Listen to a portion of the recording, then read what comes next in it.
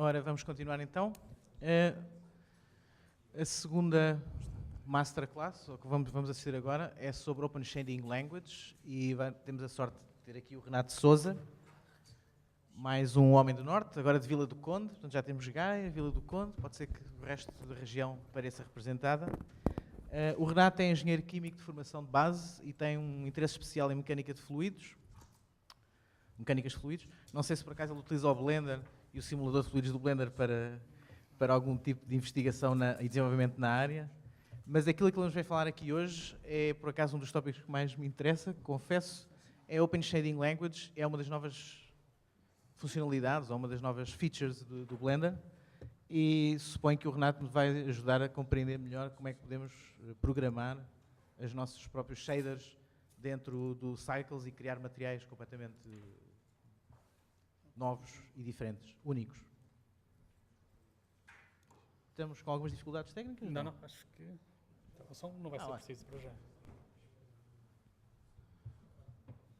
Ok, então o Cameron disse que eu agora ia complicar os cycles, mas não, na prática não é bem assim.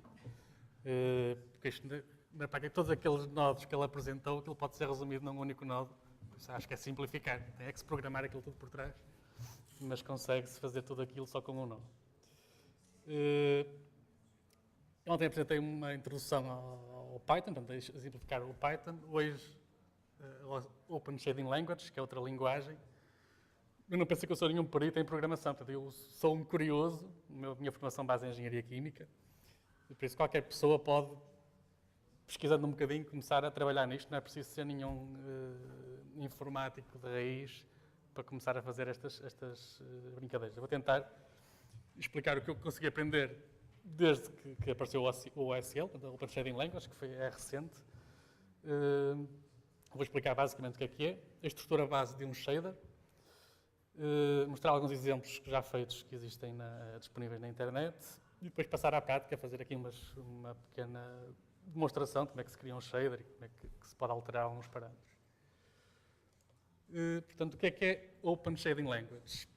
Isto é uma linguagem que foi desenvolvida originalmente e penso que ainda continua a ser o desenvolvimento feito pela Sony Pictures Imageworks, que decidiram, há não muito tempo, libertar o código para tornar livre para qualquer pessoa poder pegar nele e desenvolver e usá-lo livremente.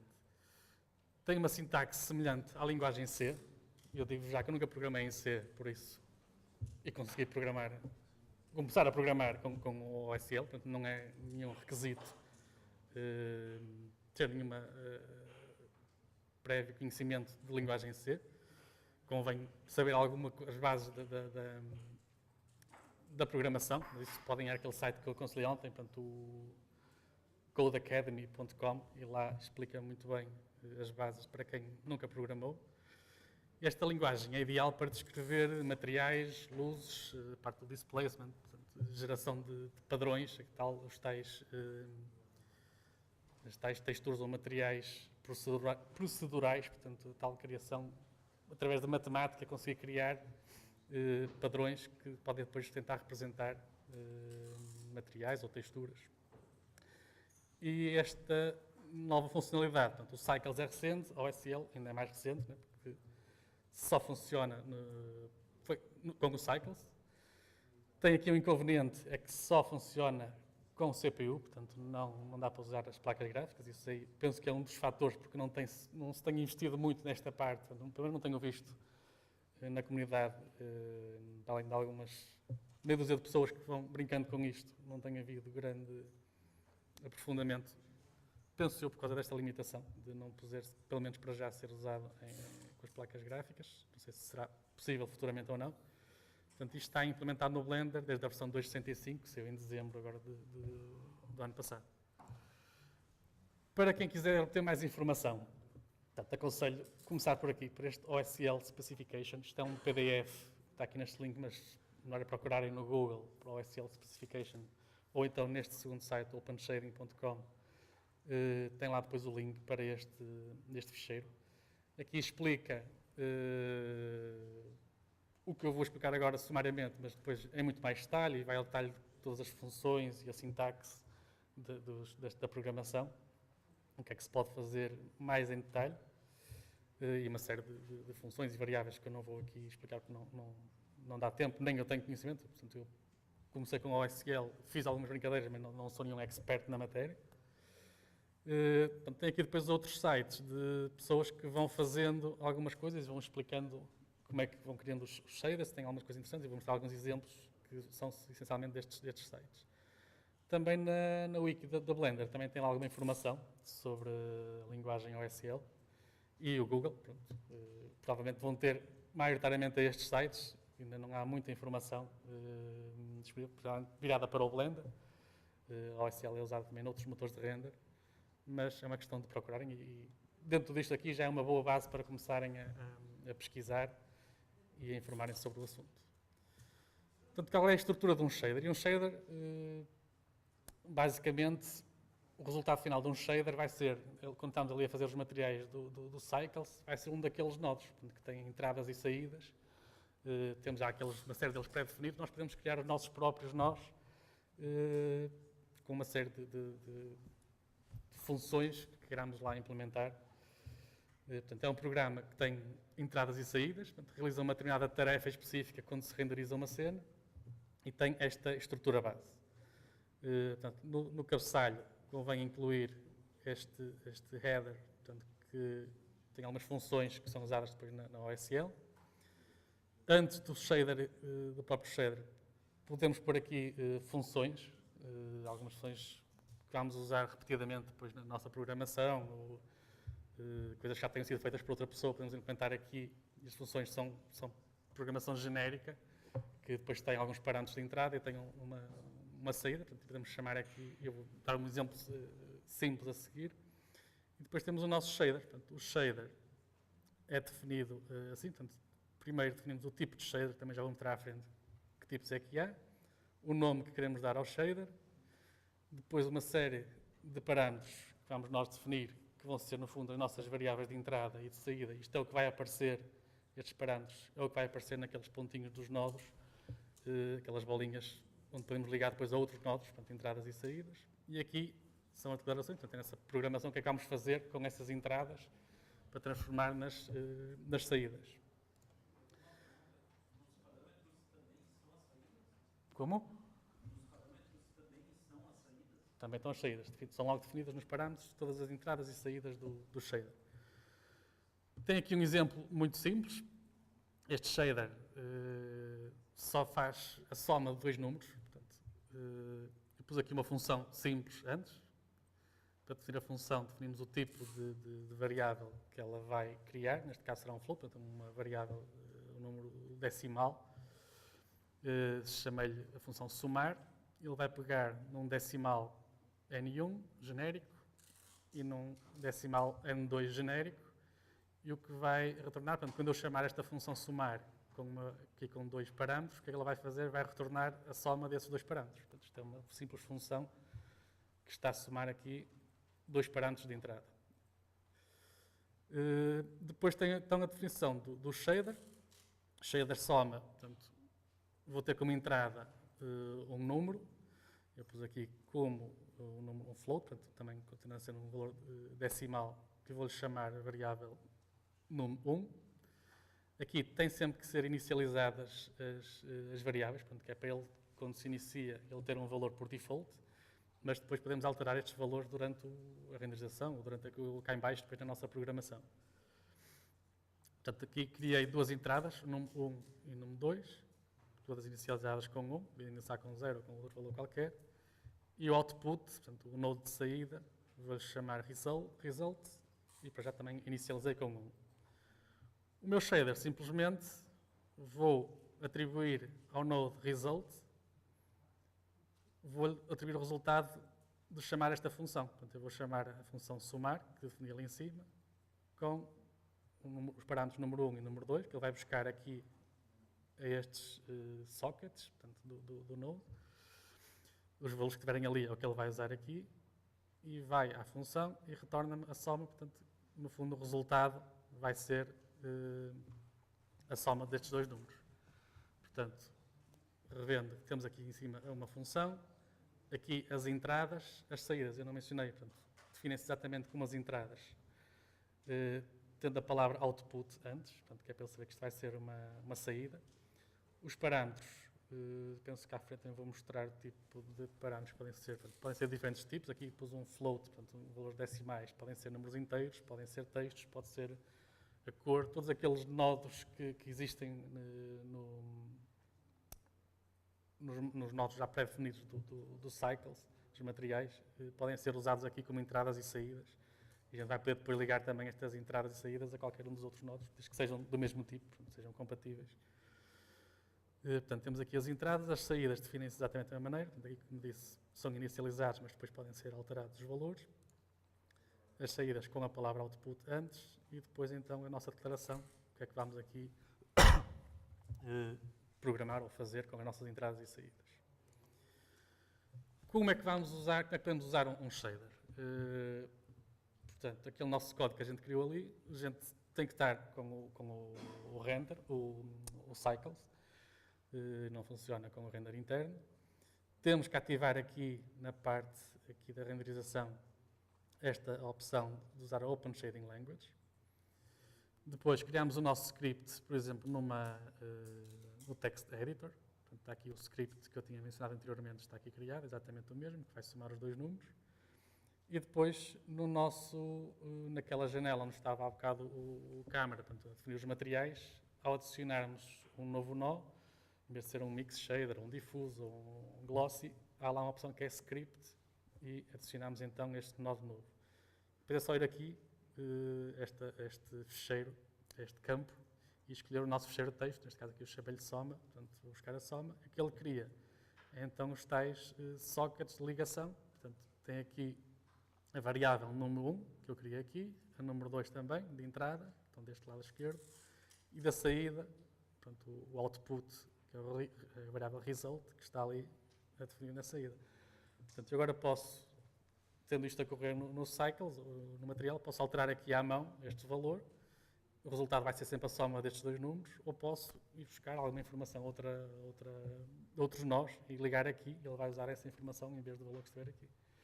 Portanto, isto basicamente é como se pode usar um shader, como é que funciona a estrutura. A partir daqui, depende depois de começar a explorar e a partir pedra, e depois depende muito da imaginação de cada um e do que é que se quer fazer.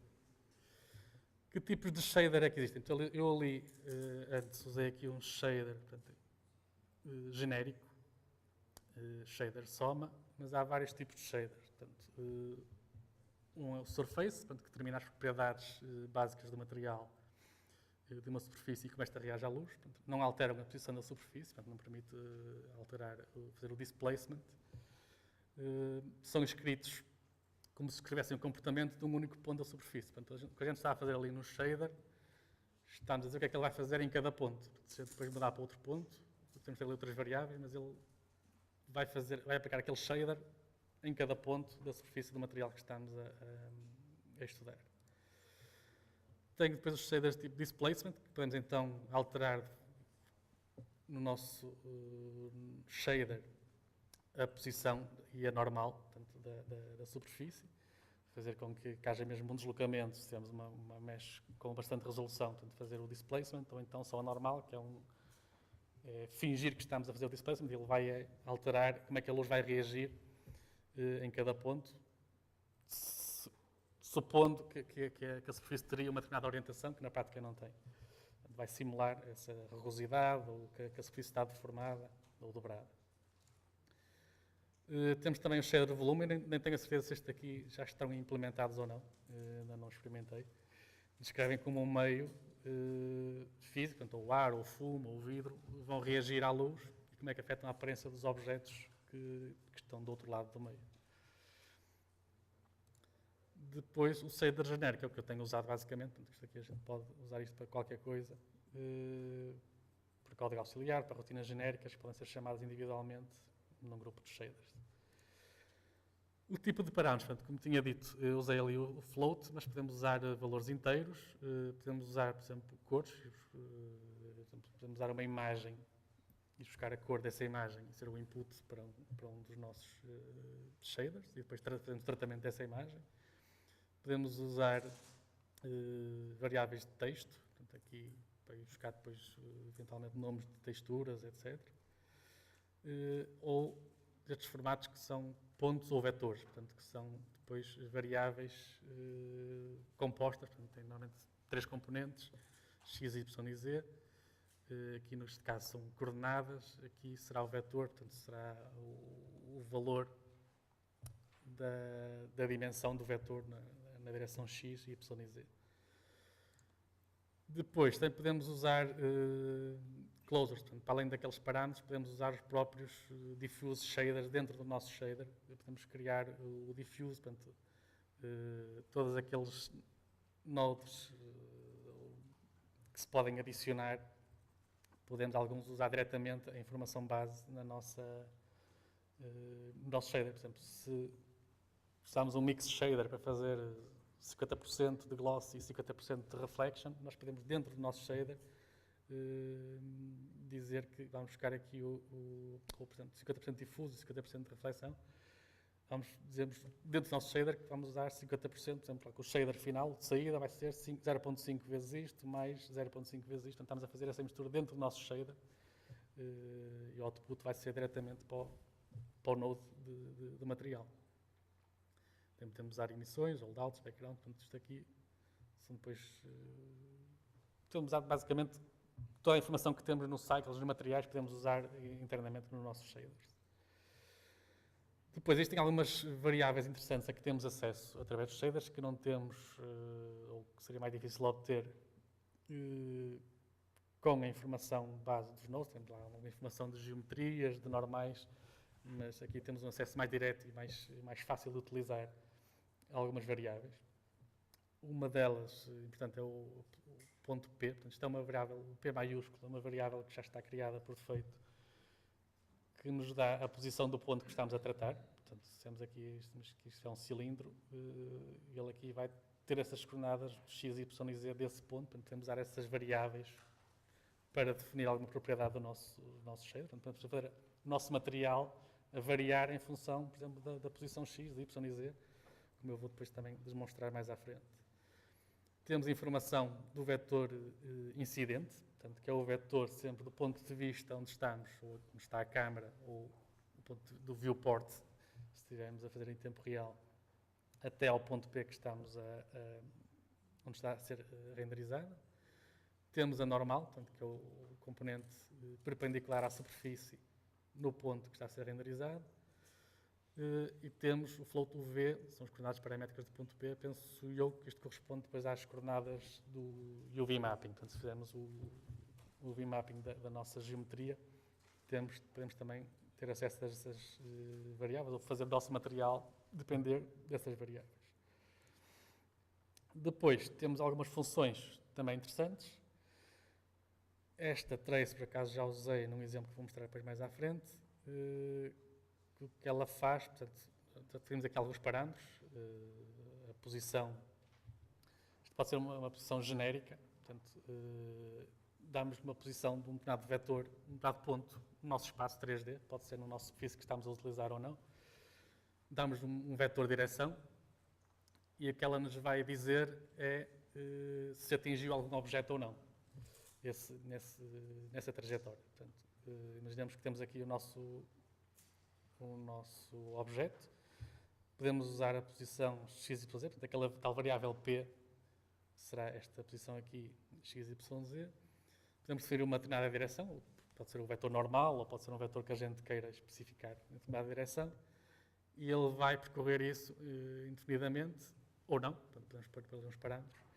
E se atingir um objeto, ele retorna-nos o valor 1, se não atingir nenhum objeto, retorna-nos o valor 0. Tem depois ali uns parâmetros opcionais, portanto, podemos limitar essa procura dessa distância a uma gama, um valor mínimo ou máximo, entre um valor mínimo e máximo, portanto, que podemos definir. Isto é interessante porque pode ser usado, por exemplo, para simular a sujidade. Se calhar já devia ter feito aqui um slide melhor para explicar isto, mas, por exemplo, imaginem que eu estou aqui nesta posição P, nesta posição P, que eu vou usar esta função para ele procurar em direções aleatórias, a partir daquela posição, se tem algum objeto no espaço, digamos, de 10 centímetros. Portanto, se souber ali o objeto pode ser a própria interface. Portanto, se o objeto for côncavo, tem uma superfície côncava e estamos a analisar aqui, ele aqui vai procurar em diferentes direções. Se encontrar um objeto, portanto, se estiver aqui próximo desta face, alguns raios vão bater aqui, portanto, vai-nos dar o valor 1. Se for um ponto aqui muito afastado, né, e eu estiver nesta parte, em 10 centímetros, ele não vai, provavelmente, detectar nada. Portanto, podemos usar essa informação para saber se ele está próximo ou não de outras superfícies e usar isso para simular, por exemplo, a sujidade. Se estiver muito próximo de outra aresta, provavelmente vai-se acumular aqui sujidade, na realidade, né, se fosse um objeto que estivesse ao ar livre, junto destas partes côncavas e acumular sujidade, vamos usar essa informação, por exemplo, para criar esse tipo de materiais e simular esse tipo de sujidade, o ambient occlusion, mas isso o Cycle já faz bastante bem. Temos outras variáveis, por exemplo, outras funções, por exemplo, a distância. Podemos definir 2 pontos e ele dá-nos a distância entre esses 2 pontos. Eu vou usar isto depois num exemplo mais à frente, para um exemplo interessante que me lembrei ontem à noite de demonstrar. Portanto, basicamente, damos as coordenadas de 2 pontos e ele pode-nos calcular essa distância, ou podemos não criar esta função também. Se esta não existisse, antes do shader criámos a função, que era raiz quadrada do x quadrado mais y quadrado mais a quadrado, tal. A definição dessa função e usá-la nós, mas já existe esta função criada por defeito, podemos usar logo, é mais prático. Tem depois uma série de funções matemáticas, podemos calcular derivadas ao longo do espaço e também, penso, do tempo de algumas funções trigonométricas, funções vetoriais, portanto, depois toda aquela matemática que está por base também da maior parte das linguagens de programação pode ser utilizada aqui. Vamos agora começar a passar a parte mais engraçada, portanto, mostrar alguns exemplos de shaders que foram criados. Portanto, tem aqui sempre o link de onde eu os fui buscar. Isto é simular uma espécie de um padrão. Portanto, isto é tipo colmeia. Tem ali alguma profundidade. Com o mesmo shader, alterando os parâmetros, podemos fazer isto ou isto, só tipo wireframe. Isto é tudo os tais materiais que são procedurais. Portanto, isto é só matemática que está aqui por trás. Portanto, não precisamos de pôr nenhuma textura nem nada para definir isto. Depois temos uma série de parâmetros. Quem fez o shader definiu, por exemplo, estas 3 cores, podemos alterá-las. Podemos alterar alguns parâmetros. Não sei se a profundidade é que isto vai. Portanto, depois fica em função do próprio utilizador, ou quem está a fazer o shader, definir mais ou menos variáveis para podermos personalizar como quisermos. Outro portanto, uma espécie de escamas, que tem várias cores, dá um aspecto engraçado, também pode ser tudo parametrizado. Isto é um shader similar ao cartoon, portanto, que é um bocado espelhado, mas a ideia será simular o cartoon. Aqui, por exemplo, bolas de sabão. Todas estas cores aqui parecem aleatórias. Isto é possível descrever isto matematicamente. Não me perguntem como, mas depois podem ir lá buscar os shaders e tentar vasculhar. É sempre complicado. Alguns dos shaders tentei e perceber como é que ele funcionava. Um deles consigo, estava mais interessado na parte depois do tecido, que vou mostrar mais à frente. Outros, não vale a pena a pessoa perder muito tempo com aquilo, porque é para a cabeça. E, normalmente, se a pessoa for programar de raiz e souber quais são as funções, até é mais ou menos fácil de fazer. Agora, pegar numa coisa que alguém fez, por vezes, em código, é complicado perceber aquilo tudo. Está muito engraçado. Este material é uma textura que é simular um tecido. Vou mostrar depois mais à frente. Acho que posso mostrar depois este exemplo mesmo. Tem aqui depois uma série de parâmetros, a gente pode definir a largura destas fibras, o espaçamento entre elas, uma série de parâmetros. Também há quem se dedicasse a simular um arco-íris. Depois, em função da câmara, ele também se ajusta para ter ali a física, ter algum realismo. Isto aqui, esta malha metálica, também é um shader no OSL. Portanto, isto, na prática, não precisamos, se fôssemos fazer isto com detalhe, tínhamos que modelar esta malha toda. Portanto, imaginam o número de polímeros que tinha aqui. Isto, na prática, é um plano. temos aqui um plano e matematicamente com o OSL conseguimos conseguir. Ele conseguiu, eu nunca digo que eu consiga, descrever matematicamente como é que podemos criar isto. Portanto, e esta distância é visível. Claro, se aproximarmos, se fizermos um zoom muito próximo, percebemos que aquilo é um plano, que não tem profundidade, mas esta distância, e para cenas muito grandes, é perfeitamente viável e não é preciso gastar polímeros para fazer aquilo. Aqui está outro exemplo. Este aqui penso que não ficou tão bom. Nota-se aqui que isto é 2D, mas é para simular também arame farpado. Portanto, e consegue ele por lá parâmetros que dá para alterar o número de voltas que isto dá, o número de fios que tem aqui. Portanto, consegue-se fazer mil e uma coisas com isto. Que de outra maneira não era possível. Portanto, antes do OSL não conseguimos fazer isto. Impressões digitais também. Portanto, matematicamente simular uma impressão digital às vezes dá jeito. Precisamos pôr um copo e ir ao detalhe para lá as impressões digitais no copo. Podemos usar o OSL, em vez de estar ali com texturas. Esta também está muito, muito boa. Portanto, toda esta textura é criada matematicamente. Depois está aqui adaptada a esta espécie deste capacete antigo, mas fica muito, muito realista. E depois penso que também dá para alterar aqui uma série de parâmetros. Outros mais tradicionais, isto a simular mármore, também dá para alterar estas cores, estes tons de verde, de claro, verde escuro, o número de nervores que aquilo vai tendo, a proporção das nervuras, tudo isso dá depois para personalizar. Aqui também simular um tecido, aqui um metal meio enferrujado. Portanto, isto depois, o limite é a nossa imaginação. Aqui uma espécie de granito, aqui um parquet, que também dá para mudar, está mais ou menos estas cores, a variação destas cores, as dimensões, o número de placas que há para cada lado. Texturas também aqui para simular, por exemplo, maçãs, diferentes tipos de maçãs. Enfim, isto é uma panóplia de materiais ou de possibilidades que surgiram com o OSL que antes não estavam disponíveis. Aqui vou agora mostrar, penso eu, se não estiver enganado, um exemplo do primeiro shader que eu fiz. Possivelmente alguns de vós terão visto na Blender Nation no início do ano, que é para simular uma luz de laser. Portanto, lembrei-me de usar aquela função do trace para ver se ele detecta algum objeto, para simular a luz de laser, que penso eu, pelo menos à data, não me consegui lembrar de outra maneira possível de fazer aquilo sem esta técnica. Portanto, temos aqui a Susana, não se consegue ver muito bem, esta luz não está muito boa. Mas basicamente é para simular ali na cena que está a passar ali uma luz laser, primeiro na horizontal, agora na vertical. Portanto, ela vai iluminando todos os materiais, ou seja, o meu shader está aplicado a cada um daqueles materiais e ela detecta, portanto, se eu depois apliquei aquela função trace ao contrário, desde o ponto onde eu estou a aplicar o laser, não, ao contrário, fiz precisamente do material. Se eu tiver a aplicar o material desta mesa, portanto, tenho o meu laser aqui, ele vai ver deste ponto, aplicando o vetor até aquele ponto, nesta direção, vai ver se tem algum objeto à frente.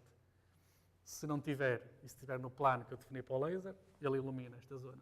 Se encontrar algum obstáculo, já não vai iluminar. Portanto, daí consegue simular aquela ideia de que está ali a passar uma laser sheet. Na prática não está ali luz nenhuma, os materiais é que estão a ser iluminados com essa função. Portanto, e dá essa ilusão. Vamos agora passar à prática. Isto quanto tempo é que tem? Até às 5h40? Não. Meia hora. Okay. Vamos passar à prática. Eu tenho aqui umas notas só para ver se não me esqueço depois o que é que vou fazer, mas vou deixar isto aqui assim aberto para começarmos então a pôr a mão na massa.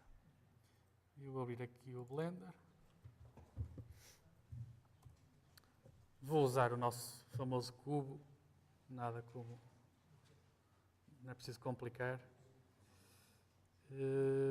Portanto, para usar o OSL, como disse, temos que pôr no Cycles, temos que colocar aqui esta opção de Open Shading Language e estamos prontos a usar o OSL. Eu vou abrir aqui então duas janelas. Portanto, vou dividir isto aqui. Agora dividir esta em duas. Aqui vou usar o Text Editor para escrevermos então os nossos shaders. E aqui vou abrir o Node Editor para podermos usá-lo no nosso material. Isto fica um bocado apertado, mas é capaz de dar.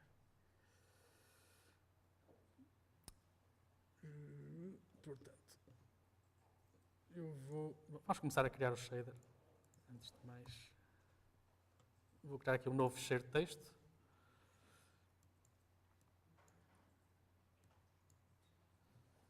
Vou-lhe chamar aqui teste OSL. E pronto, como tinha dito, o shader, isto agora é chato porque eu para escrever o rato tem que estar aqui nesta janela.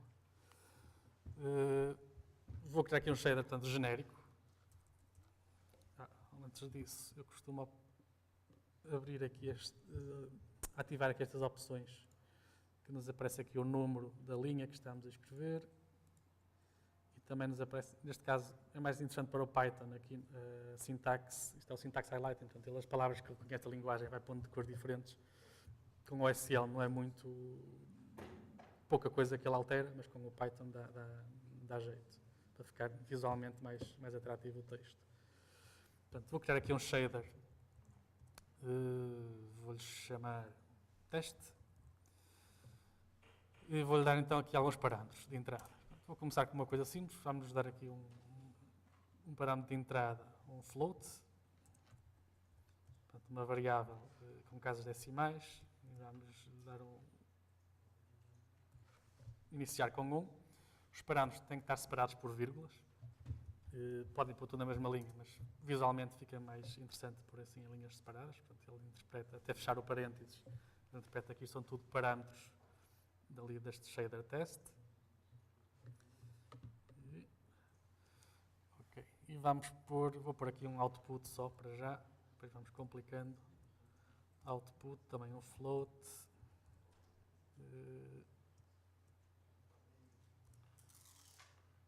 Out igual a 1. E depois aqui, podemos então começar a introduzir as nossas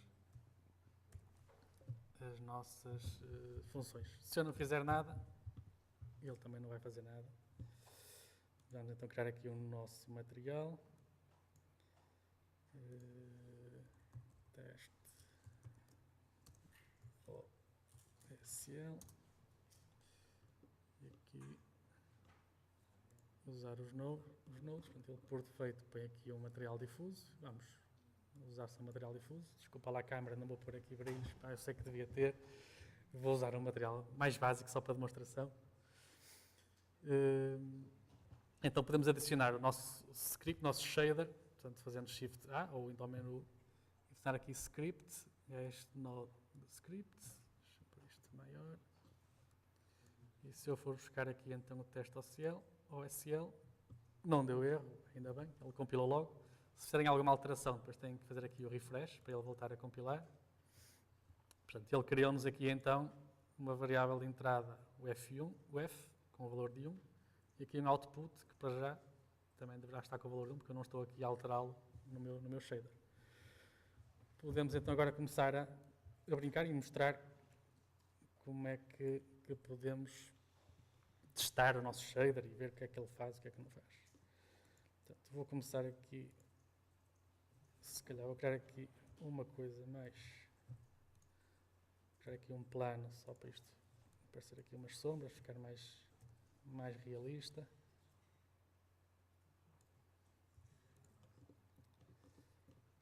Vou também tirar esta luz e pôr aqui um plano a fazer a iluminação. Vou ficar aqui deste lado. Portanto, neste plano vou-lhe dar aqui um novo material, vou definir aqui como emission. Vou pôr aqui o valor de 5. Deixa eu ver se Temos aqui o nosso cubo. Está-se a ver? Está-se. E podemos então começar aqui a brincar com isto. Aqui o material que aparecer é o do objeto que estiver selecionado. Portanto, eu selecionei agora novamente o cubo. Temos aqui então o nosso material.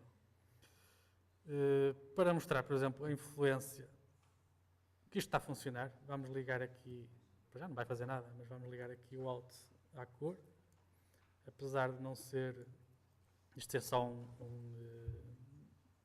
um número, portanto a cor normalmente é definida pelo menos por 3, pelo RG e o B neste caso. Se atribuirmos só um número, ele vai atribuir o mesmo valor às 3 componentes, portanto, vai ser sempre um cinzento. Vamos então alterar aqui e dizer, por exemplo, que o nosso valor de Alt, isto aqui ao rato vai ser chato, que o nosso Alt vai passar a ser igual ao nosso F. Isto é simples, este shader não faz sentido nenhum, isto bastava introduzindo ali o valor diretamente, mas e deu erro, porque no fim de cada statement, ou cada instrução, podemos colocar ponto e vírgula. Um dos problemas da OSL que eu tenho encontrado, portanto, é quando há erros, é mais difícil fazer o debugging. Normalmente aparece na tal janela aqui da System Console. Portanto, aqui deu o erro, mas ele diz que syntax error, OSL script compilation failure, see console for errors. Portanto, a console é isto. Diz-nos aqui a linha. Na prática, ele aqui queixou-se a linha 8, portanto, era no fim dos shaders. Não temos muita informação, é muito bom para fazer o debugging, mas a maior parte das vezes ou é porque falta ponto e vírgula no fim de um statement, ou porque não fechamos algum parêntese. Normalmente são esses os erros mais frequentes que vão acontecendo. Pode haver outros mais difíceis de encontrar, mas depois depende da experiência, à medida que se vai programando, os problemas que vão aparecendo. Mas, portanto, se eu fizer assim, vamos ver se agora já compila. Portanto, agora o meu valor de Alt vai ser igual ao valor de F que eu estou a pôr aqui. Portanto, eu estou a pôr 1. Portanto, ele está a aplicar o 1 ao R, ao G e ao B. Se eu puser aqui um valor mais baixo, deverá ficar um valor mais escuro. Portanto, que ele já está a usar agora, está a pôr o R, G e o B, tudo como 0.1. Podemos fazer coisas mais interessantes. Portanto, então, definir, por exemplo, que o nosso Alt... Deixa-me só ver aqui a sequência, ver se... Ok, antes de... Então vou fazer primeiro. Podemos definir aqui... Eu vou definir aqui outra função. Portanto, em vez de ser... Outra função, não, outra variável de saída. E agora a gente pode ir adicionando ou subtraindo à medida que vai precisando ou não. Vou-lhe assinar aqui uma nova... Epa, isto é chato, o rato. Vou-lhe pôr aqui novo output. Podemos pôr os outputs, o número de outputs e inputs que quisermos. Vou pôr aqui uma cor, que é do tipo color. Vou chamar cor. E igual a 0.5. Ele vai por defeito estar o RG e o B a 0.5, mas depois vamos poder alterá-lo aqui em baixo. E vou então alterar... Isto é chato. Alterar aqui. Agora vou para já esquecer o parâmetro out e vamos brincar com o color, com a cor. Neste caso, a diferença não é muito. Portanto, ele agora está a usar o F, mas vamos então começar aqui a brincar com isto. Portanto, em vez da cor ser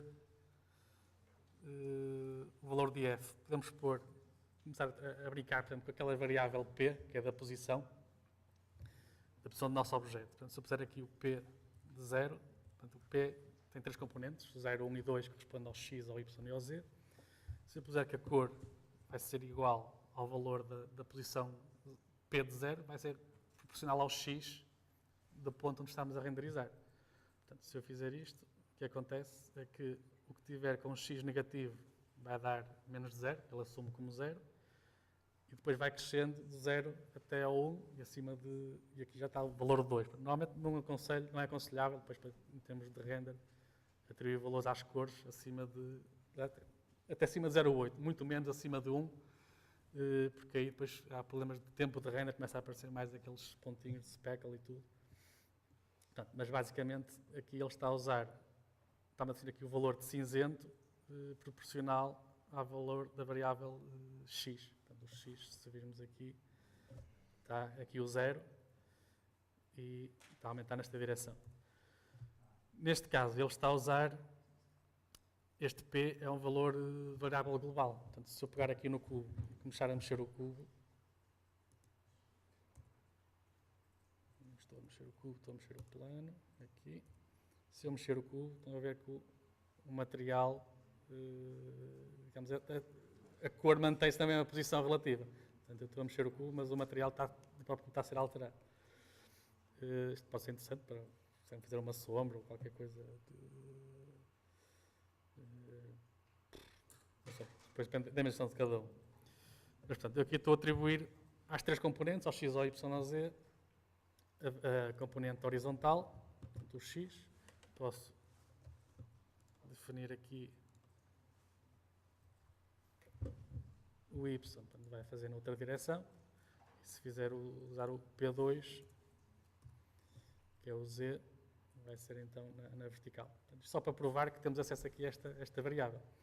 Podemos fazer depois uma coisa interessante, que é, por exemplo, mostrar um cubo com todas as cores aqui possíveis. Para isso, eu vou...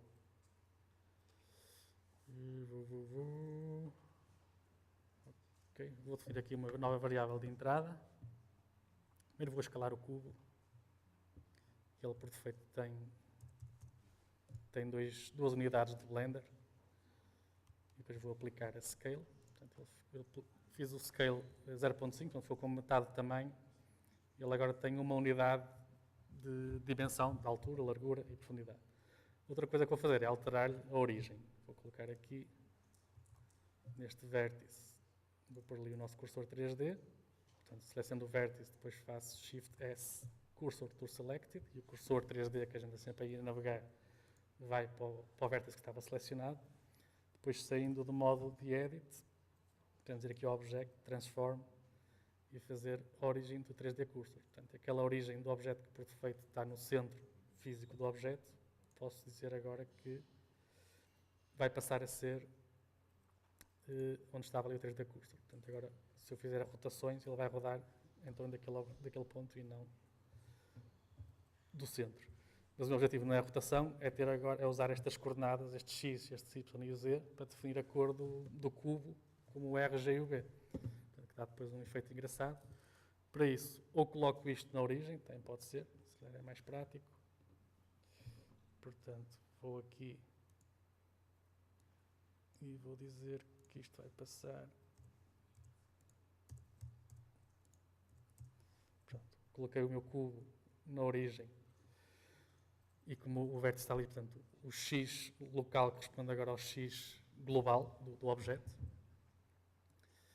E o que posso fazer agora é definir então a cor, em vez de estar aqui a definir os x, o y e o z todos com o mesmo valor, vou dizer que esta cor então vai ser do tipo color. Portanto, para definir uma cor tem que se pôr este parâmetro color, para ele saber que estamos a definir uma cor. Agora dou-lhe o valor do R, do G e do B. Portanto, do R vou-lhe dar o valor do X, portanto, que vai ser o P0. Do Y vou-lhe dar o valor do G, portanto, vou-lhe dar o valor do Y, que é o P1. E do B, do Blue, vou-lhe dar o valor do Z, portanto, que é o P2. Alguém consegue imaginar o que é que vai sair daqui? Portanto, ele na prática, do branco para o preto, vai desta esquina para aquela ali oposta. Portanto, aqui vai ser o RGB 000, aqui desta esquina vai ser o 111. Portanto, aqui vai ser o branco. Do resto dos pontos vai fazer toda a panóplia de cores que existem. Não vamos aqui ver todas, porque só vemos as que estão à superfície, depois no meio há uma outra série de possibilidades, de combinações. Deixa eu ver se isto renderizando. Portanto, estão a ver aqui o chamado cubo RGB.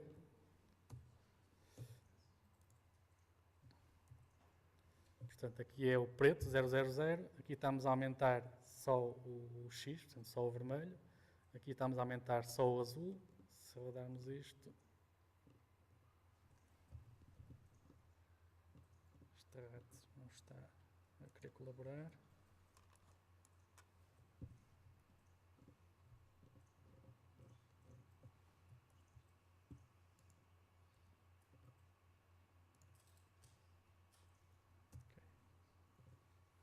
Ok, isto é a vista de frente, vista da direita, agora a vista da esquerda.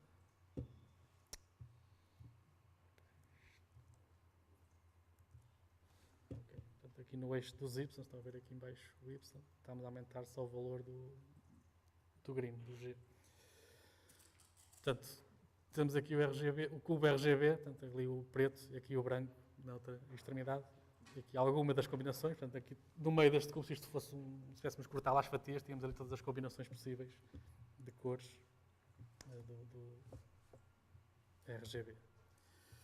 Portanto, passando. Ok.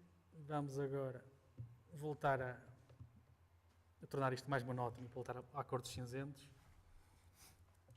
Eu vou usar agora posso ser novamente o fator Alt. E vou-lhe dizer então que isto vai ser, vamos dar aqui alguma variação, em vez de ser um valor constante, vamos dizer que é o seno, por exemplo, do x. O que é que acontece aqui? Portanto, se eu tirar aqui esta cor, puser o Alt, portanto, o que acontece é que ele, como está aqui a variar entre 0 e 1, não vemos aqui grande oscilação. Portanto, o seno, como sabem, é uma variação, uma função periódica. Podemos introduzir aqui umas variáveis. Portanto, eu vou aproveitar este valor de input, este f, para multiplicar aqui a nossa coordenada x, f vezes o p0. E agora, se aumentarmos aqui este valor, para 10, já começamos a ver a tal oscilação. Neste caso, ele só está a apresentar os valores positivos. Portanto, o seno varia entre -1 e 1. Aqui só está a apresentar os valores positivos. Portanto, alterando esta variável f, portanto, quanto maior a frequência, mais próximas vão estar estas oscilações. Se quisermos, por exemplo, apresentar tudo, portanto, ali onde está abaixo de 0, ele põe 0, portanto, considera tudo preto. Mas podemos pôr aqui, eu não tenho ideia se é o ABS, mas deve ser, normalmente o valor absoluto. E já faz a oscilação, portanto, onde ele ia, portanto, o seno é uma curva oscilatória, aqui quando ele passa para a parte negativa, a gente está a considerar novamente a parte positiva, portanto, estamos a fazer uma série de ondas em que estamos a alterar, neste caso, a cor. Eu se calhar experimentar... Não, vamos testar já isso. Se calhar experimentava alterar o próprio bump map. Portanto, porque aqui com a cor, ele está a alterar a própria cor do material. Vou pegar aqui neste plano. Portanto, se eu alterar aqui a posição da luz, ele não altera o efeito da textura. Portanto, se quisermos que isto dê mesmo uma ideia de uma ondulação, teremos que alterar o próprio bump map. Eu aqui vou, se calhar, pedir ajuda aqui ao câmara para ver onde é que estava aquele nodo do bump. É no vetor. Ok. Aqui, vamos lá ver se isto funciona. Eu não testei isto antes, mas espero que sim. E agora no strength ou no weight? No weight. Ok. Se aplicar aqui à nossa normal, vamos tirar aqui até a cor. Portanto, ele agora, a cor vai ser branca. E vamos a ver se ele conseguiu. Não. Alterar.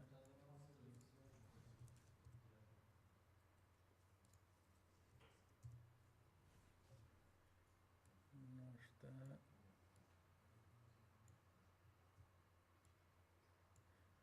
Se for para o displacement diretamente não dá? Não.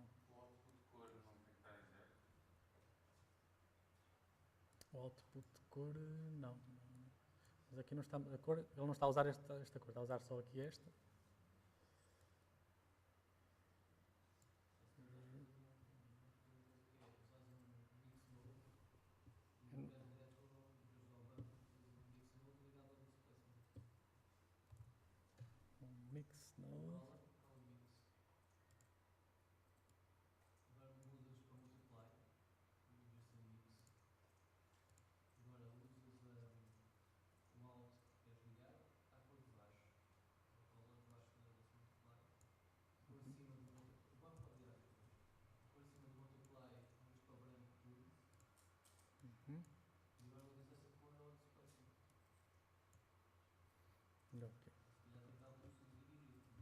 eu penso que ele tem que estar...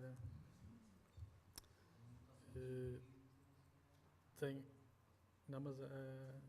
exato, depois com o displacement não dá. Tem que ser só normal. Bem, vamos passar à frente. Isto dá para fazer. Eu penso que tem que se fazer o UV mapping e usar as texturas do UV e assim aí daria para funcionar com certeza. Vamos então avançar para fazer aqui uma espécie de malha. Portanto, tirando aqui novamente o valor absoluto.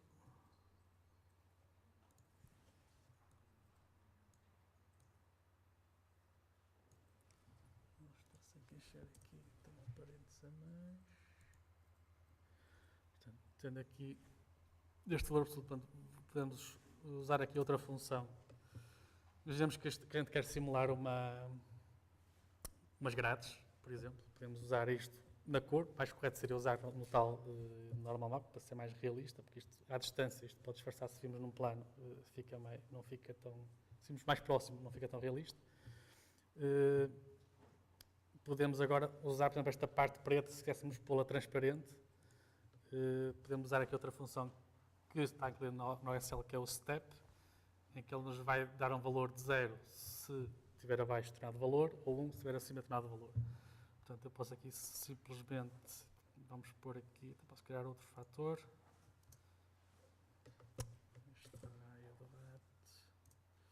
Vamos pôr aqui outro output.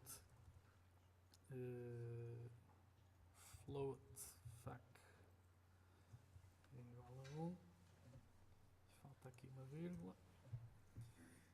E, portanto, eu vou dizer aqui que então este fac vai ser igual ao tal step e vou usar esta variável out e penso eu agora ponho o valor, vou pôr o valor de 0. Portanto, eu penso que com isto ele vai me dar 1 onde for acima de 0, quando esta função out estiver acima de 0, portanto vai ser nestas zonas aqui, e vai me dar 0 nas restantes zonas. Mas podemos, nada como testar isso. Se agora em vez do out puser o fac, só para testar, exatamente, portanto ele dá-me, acho que deu ao contrário. Portanto aqui está 1, está colorido. Exatamente, deu ao contrário, portanto, é ao contrário do que eu estava a dizer. Portanto, se eu quiser inverter isto, faço 1 menos isto. Portanto, aqui está como o 1, supostamente onde estarão as grades, aqui como 0, onde não há grades. E podemos usar depois então este fator para misturar com um shader transparente.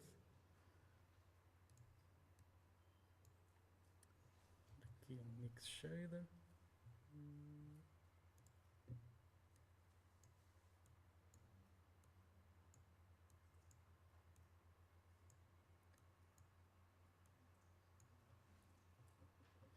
E vamos usar este fator então para dizer qual é que é o material que está a usar. Isto não está a funcionar como devia.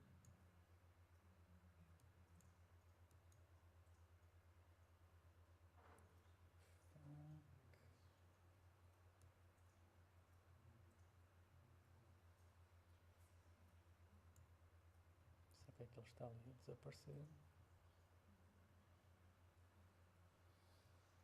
Mas eu vou já tirar a dúvida.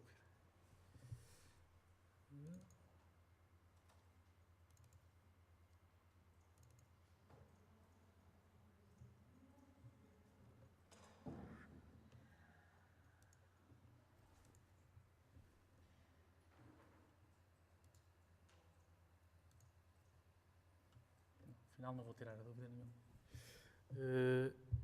Não, aquilo devia funcionar, não sei se ali tinha a ver com as normais ou houve ali algum parâmetro que escapou, mas supostamente misturando aquilo, portanto, onde estava a parte ondulada, iria aparecer a cor, no resto ficaria o transparente. Ele realmente ficou transparente, mas noutra parte ficou preto, não sei exatamente porquê. E agora já fechei aquilo. Parece-me que já não resta muito tempo. 5 minutos. Ok. Então eu vou, portanto, ia fazer este de raiz, mas então vou pegar neste que já está feito, que estive a testar ontem. E basicamente fiz aqui um material em que criei aqui portanto, explicando aqui como é que está o shader, antes de mostrar. Portanto, criei aqui um material que tem aqui algumas variáveis de entrada, fax, x, y e z, e tem como output aqui uma variável out 0.1. O que eu fiz aqui no shader foi definir uma variável ponto, que vai ser dada, portanto, o ponto que eu vou estar a utilizar vai ser dada para esses x, y e z, portanto, as variáveis de entrada do meu node. Vou usar essas coordenadas para criar um ponto. E depois vou usar isso para definir aqui o output, em que basicamente primeiro calculo a distância do meu ponto P do shader a esse ponto genérico dessas coordenadas x, y e z. Portanto, se vai me dar essa distância. Se eu fizer o inverso dessa distância, portanto, quanto mais próximos tiverem esses dois pontos, maior vai ser o valor dessa função. Eu pus isso depois proporcional aqui a um fator que é para poder ajustar. Portanto, que está aqui o tal outro parâmetro da entrada, portanto vai ser proporcional a essa função. E basicamente depois limitei isto ao mínimo entre o 1 e o valor dessa função, que é para isto não dar valores infinitos. Portanto, ele acima de 1 fica no 1. Ou seja, esta variável out, basicamente se eu tiver aqui o meu objeto e tiver aqui o tal ponto x, y, z, à medida que eu vou aproximando, o valor aqui desta variável out vai aumentando até chegar a 1. Quando chegar a 1 não aumenta mais, se eu afastar ela vai diminuir. Isto está para criar, por exemplo, um material interessante, neste caso, eu já vou explicar como é que depois alterei aqui aquele x, y e z. Não sei se aí conseguem perceber que está. Deixa eu ver se isto ficar mais escuro.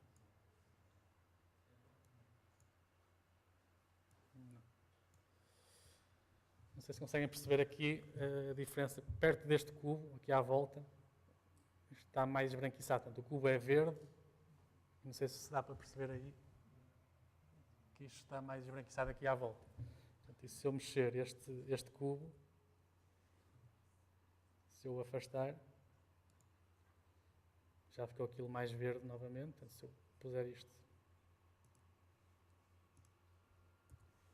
mais distante, a determinada altura já não se nota, já está o cubo todo verde. Se eu aproximar novamente do cubo, aqui ou noutra face qualquer, portanto, agora aqui nesta face deste lado, portanto, todos os pontos do material que estão próximos aqui do nosso cubo começam a ficar ali esbranquiçados à volta. Lembrando disto, poderá ser interessante, por exemplo, para simular um material a queimar-se, aproximar de uma vela, por exemplo. Se eu estiver ali a simular uma vela, vai aproximando e aquilo começa a alterar o próprio material. Eu ali alterei-lhe basicamente a cor e usei esse fator para misturar com outra textura. Nós podemos usar isso para começar a deformar o material, para aplicar mais displacement ou não no material de textura. Portanto, fica no fundo é um material que depende ali de coisas externas a ele próprio. Portanto, ali daquela distância daquele cubo. Já agora isto já não é OSL, portanto a parte OSL vou-me ficar por aqui. Vou explicar como é que eu pus então aquelas variáveis x, y, z a variar com a posição deste cubo. Isso é usando as drivers. Deixem-me por aqui o cubo.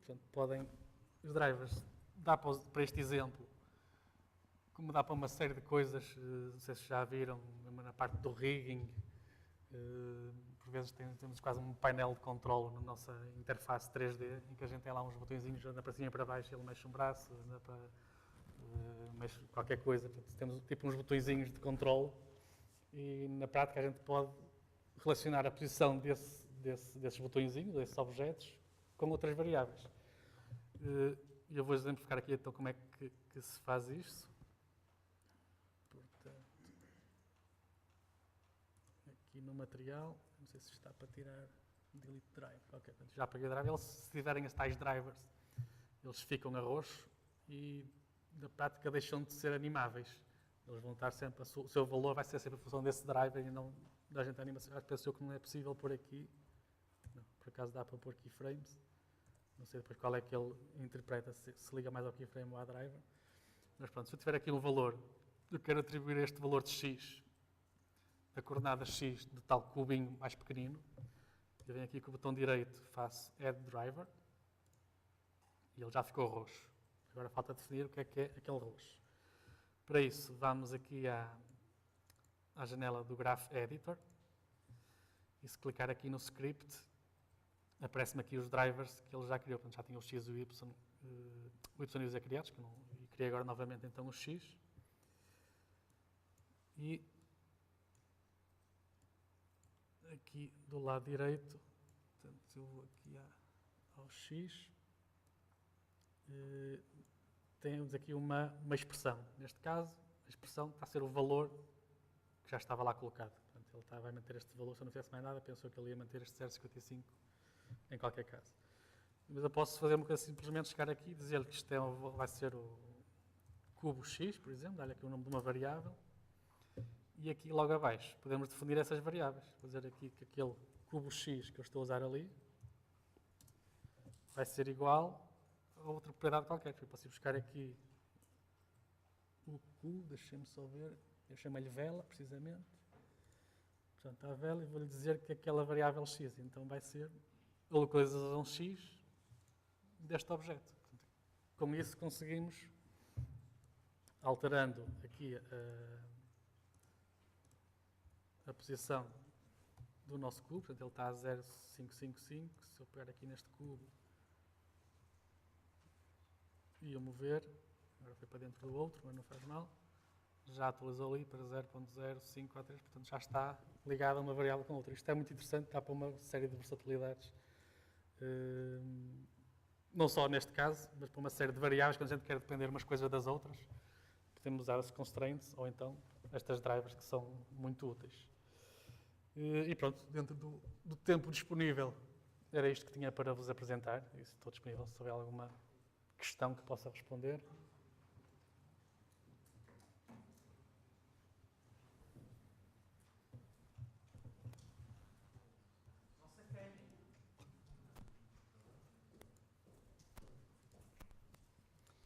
Podem fazer perguntas. Eu não sei se sei responder, porque eu não sou grande expert. Sou eu. Disto, mas...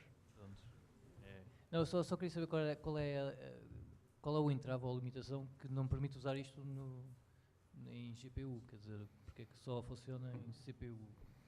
E alguma vez vai passar a funcionar? Do pouco que um engenheiro químico pode saber de informática, tenho ideia que é por causa da linguagem de baixo nível, portanto, do GPU e do CPU. Penso que as GPUs não têm determinadas funções que estão disponíveis na CPU. E então há certas funções ou certas ferramentas que não podem ser utilizadas na GPU. Provavelmente irá aparecer, se calhar... Não te consigo responder tecnicamente, não tenho conhecimento para saber se é possível vir a implementar isso ou se há alguma limitação mesmo atual que impossibilite isso. Renato, não sei se disseste no início, eu não ouvi, mas isto é em C, não é? Linguagem C. É parecida com a C, é uma linguagem específica para motores de render, mas é parecida com a C. Como o Blender já usa no motor de jogo o Python, não dá para usar o Python aqui? Penso que não. Esta é uma linguagem específica desenvolvida para fazer os shaders, para motores de render, e que é a tal Sony Pictures que desenvolveu.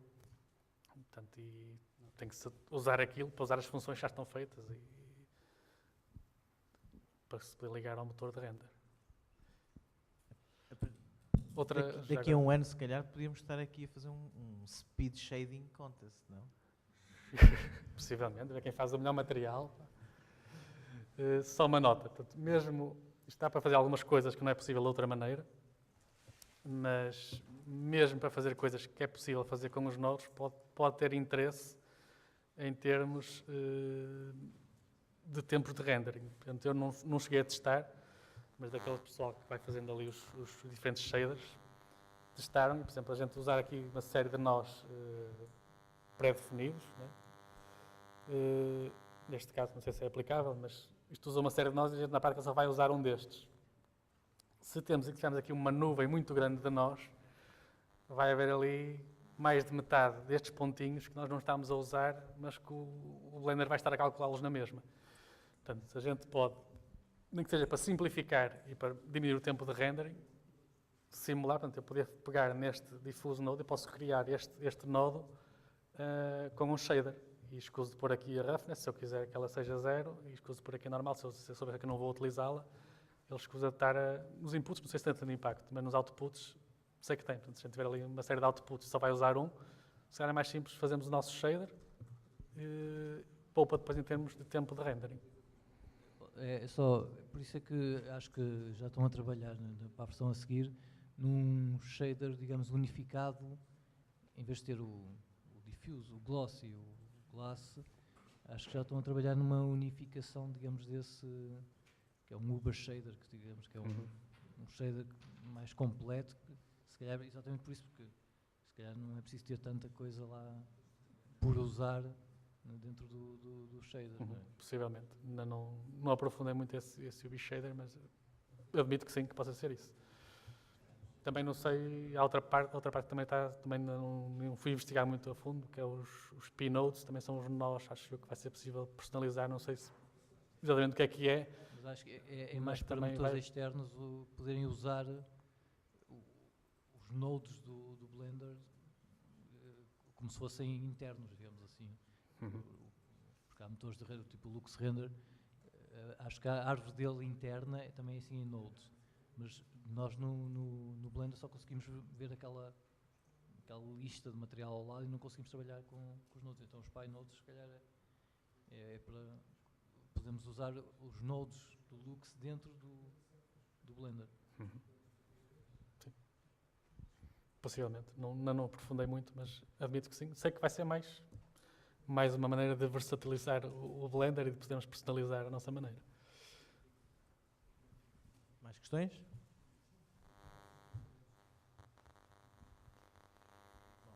Suponho que toda a gente quer tomar café agora na pausa. Fazemos uma pausa de 20 minutos. Vamos só mais mandar os prémios para não irem de mãos a abanar.